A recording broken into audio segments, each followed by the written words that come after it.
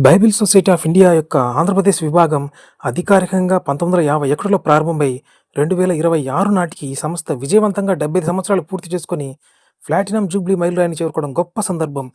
గతంలో సికింద్రాబాద్ కేంద్రంగా ఉన్న ఈ కార్యాలయం రాష్ట్ర విభజన అనంతరం ప్రస్తుతం గుంటూరు నగరానికి మార్చబడింది. వీళ్ళ ముఖ్య ఉద్దేశం ఆదియందు వాక్యం ఉండెను, వాక్యము దేవుని యొద్ద ఉండెను, వాక్యము దేవుడై ఉండెను. ఆ దేవుని వాక్యాన్ని ప్రతి ఒక్కరికి అందుబాటులోకి తీసుకురావడం, ముఖ్యంగా తెలుగు ప్రజలకు వారి మాతృభాషలో బైబిల్‌ని అందించడం.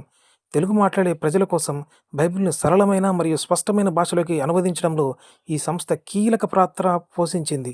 మారుమూల గ్రామాల్లోని ప్రజలకు కూడా తక్కువ ధరకే దేవుని వాక్యాన్ని అందించేలా సబ్సిడీలను అందిస్తుంది.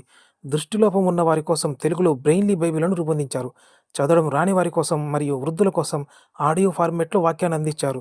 రంగురంగుల చిత్రాలతో పిల్లలకు అర్థమయ్యేలా ప్రత్యేక బైబిల్‌ని ముద్రించారు.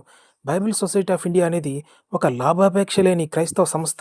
ఇది ఏ ఒక్క సంఘానికి పరిమితం కాకుండా అన్ని క్రైస్తవ సంఘాలకు ఉమ్మడిగా సేవలందిస్తోంది. ఇంతటి గొప్ప సంస్థని దేవుడు బహుగా ఆశీర్వదించాలని కోరుకుందాం. ఆమేన్.